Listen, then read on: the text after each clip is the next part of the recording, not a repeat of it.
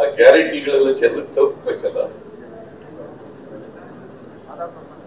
Fortunately ಮಧ್ಯವರ್ತಿಗಳು ಇಲ್ಲೇ ರೀತಿ ಇರತಕ್ಕಂಥ ಕಾರ್ಯಕ್ರಮಗಳು ಇವು. ಬಹಳ ಜನ ಮಧ್ಯವರ್ತಿಗಳಿದ್ದಾರೆ. ನೀವು RTO ಆಫೀಸ್ ಹೋದ್ರೆ ಮಧ್ಯವರ್ತಿಗಳದೇ ಹಾವಳಿ. ನಾವು ಒಂದ್ಸರಿ ಲಾಯರ್ ಆಗಿದ್ದಾಗ, ಆಮೇಲೆ ಟ್ರಾನ್ಸ್ಪೋರ್ಟ್ ಮಿನಿಸ್ಟರ್ ಆಗಿದ್ದಾಗ ಹೋಗಿದೆ ಮೈಸೂರು. ಅವ್ರು ನನಗೆ ಕೇಳ್ತಾರೆ ಏನಾಗಬೇಕು ಸಾರ್ ಅಂತ.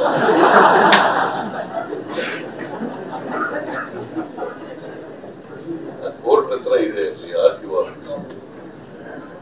ಅಲ್ಲಿ ಹೋಗಿದೆ. ನಾನು ಟ್ರಾನ್ಸ್ಪೋರ್ಟ್ ಮಿನಿಸ್ಟರ್ ಆಗಿದ್ದೆ 2079 ಅಲ್ಲ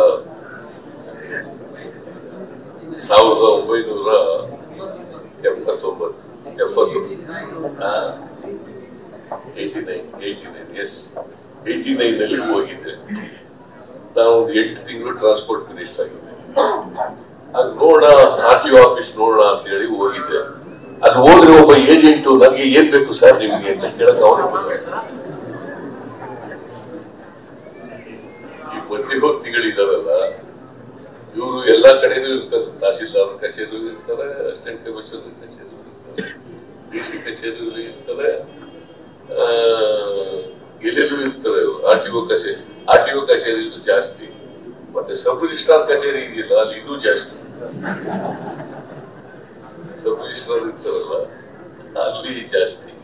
ಇವೆಲ್ಲ ಸಬ್ ರಿಜಿಸ್ಟ್ರಾರ್ಗಳಿಲ್ಲ ಅಂತ ಹೇಳೋಣ, ತಹಸೀಲ್ದಾರ್ಗಳಾಗ್ತದೆ, ಅಸಿಸ್ಟೆಂಟ್ ಕಮಿಷನರ್, ತಹಸೀಲ್ದಾರ್, ಆಮೇಲೆ ಕನ್ಫರ್ಡ್ IAS ಇದ್ರೆ ಬೇರೆ ಬೇರೆ